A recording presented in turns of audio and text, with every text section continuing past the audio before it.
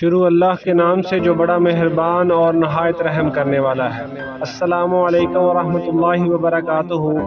ناظرین، کڈزی net work 19 میں سب دوستوں کو خوش آمدید۔ ناظرین، آپ نے ملا نصیر الدین کا نام ضرور سنا ہوگا اور ان کے کارنامے بھی پڑھے ہوں گے۔ آئیے آپ کو ان کی ذہانت کے 2 کارنامے اور پڑھاتے ہیں۔ ایک بار بادشاہ نے جنگ جیتی، اس کی خوشی میں انہوں نے مال غنیمت تقسیم کیا۔ ملا کے حصے میں بھی ہزاروں دینار آئے، پس انہوں نے تجارت کے ساتھ ساتھ سیر کا پروگرام بنایا۔ ایک بار وہ دوسرے ملک گئے اور اپنا سامان سرائے میں رکھ کر شہر کی سیر کر رہے تھے کہ ایک جگہ بہت سے افراد جمع تھے۔ وہ ان میں گھس گئے کہ دیکھیں کیا ہو رہا ہے۔ انہوں نے دیکھا کہ ایک نوجوان جس نے اعلیٰ قسم کی پوشاک پہنی ہوئی تھی، وہ ایک بڑھیا پر برس رہا تھا کہ اس نے اس کے قیمتی کپڑوں پر گھی گرا دیا ہے۔ وہ بوڑھی عورت کہہ رہی تھی کہ بیٹا، میں نے جان بوجھ کر گھی نہیں گرایا، وہ برتن اتارتے ہوئے گر گیا تھا۔ مگر نوجوان چیخو پکار کر رہا تھا، میرا لباس خراب ہو گیا، میں نے ایک وزیر کی دعوت پر جانا تھا، اب کیسے جاؤں گا؟ ملا آگے بڑھے اور اس جوان سے کہا، بھائی ضعیف عورت ہے، اسے معاف کر دو، تم لباس بدل لو۔ میں نے یہ پوشاک اصفہان سے منگوائی ہے، اس کی قیمت 100 دینار ہے، یہ بیکار ہو گئی ہے، مجھے 100 دینار چاہیے۔ بیٹا، میں غریب عورت ہوں، اگر میرے پاس اتنے پیسے ہوتے تو میں گھی نہ بیچتی۔ اس کا فیصلہ قاضی سے کرواتے ہیں، ملا نے اچانک کہا۔ اس نے کہا، چلو قاضی کے پاس چلتے ہیں، جو فیصلہ ہوگا منظور ہے۔ مجبوراً ضعیف عورت کو بھی قاضی صاحب کے پاس جانا پڑا۔ قاضی صاحب نے ساری بات سنی اور کہا، غلطی تو ضعیف عورت کی ہے، اب تم کیا کہتے ہو؟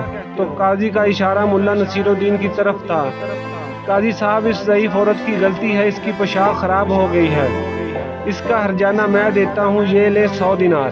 اس نوجوان نے جلدی سے دینار اٹھا لیے۔ اس پر ملا نے کہا، قاضی صاحب، میں نے اس پوشاک کی قیمت ادا کر دی، اب نوجوان پوشاک میرے حوالے کر دے۔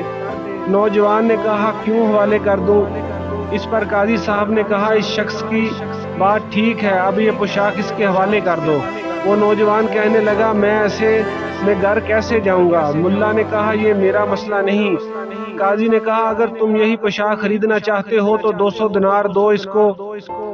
وہ فوراً راضی ہو گیا۔ اس نے اپنے خادم سے 100 دینار لے کر ملا کے حوالے کیے۔ ملا نے 50 دینار اس عورت کو دے دیے اور 50 اپنی ابا کی جیب میں ڈالے اور کہا، غرور کی یہی سزا ہے، ورنہ یہ معاملہ راضی خوشی بھی حل ہو سکتا تھا۔ اس مقدمے کا شہرا بادشاہ کے دربار میں پہنچا۔ اس نے فوراً ملا کو اپنے دربار میں طلب کیا۔ جب ملا بادشاہ کے محل کے سامنے پہنچا، اس نے دیکھا کہ ہزاروں لوگ دائرے میں کھڑے تھے۔ جو ہی ملا آگے بڑھے، ایک ضعیف بوڑھا شخص دھکا لگنے سے گر گیا اور ہاتھوں گھٹنوں کے بل اپنی لاٹھی ڈھونڈنے لگا۔ ملا نے اسے سہارا دیا۔ اس نے دیکھا کہ ایک نوجوان بلند آواز میں کہہ رہا تھا، بادشاہ سلامت، آپ کو دی ہوئی مہلت ختم ہو گئی ہے، میری پہیلی کا جواب نہیں ملا۔ بادشاہ نے کہا، سچی بات ہے، ہم نے بہت کوشش کی مگر جواب تلاش نہ کر سکے۔ تم ایسا کرو کہ اپنی پہیلی دوبارہ دہراؤ، اگر کسی سے جواب نہ بن پڑا تو ہم تمہیں انعام و کرام سے نواز دیں گے اور دربار میں جگہ دیں گے۔ اس نے مجمع کی طرف دیکھتے ہوئے کہا، میری پہیلی بہت سادہ سی ہے۔ وہ کیا ہے جس کی صبح 4 ٹانگیں ہوتی ہیں اور دوپہر کو 2 اور شام کو 3 ٹانگیں ہوتی ہیں؟ ملا بھی سوچ میں پڑ گئے۔ ملا کے ذہن میں دھماکہ ہوا۔ اس نے جلدی سے بوڑھے کو پکڑا اور میدان میں لے آیا۔ بادشاہ سلامت، اجازت ہو تو اس پہیلی کا جواب دوں؟ ہاں ہاں، کیوں نہیں، یہ بڑا امتحان ہے۔ بادشاہ سلامت، اس کا جواب میں اور آپ بھی ہو سکتے ہیں، مگر اس وقت اس کا جواب یہ بوڑھا ہے۔ کیا مطلب؟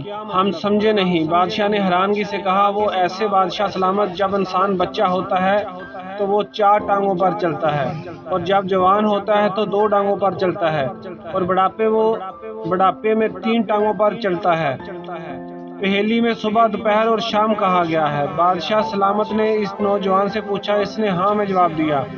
ہزاروں لوگوں نے تالیاں بجا کر ملا کو خراج عقیدت پیش کیا۔ بادشاہ نے بہت انعام و کرام سے نوازا۔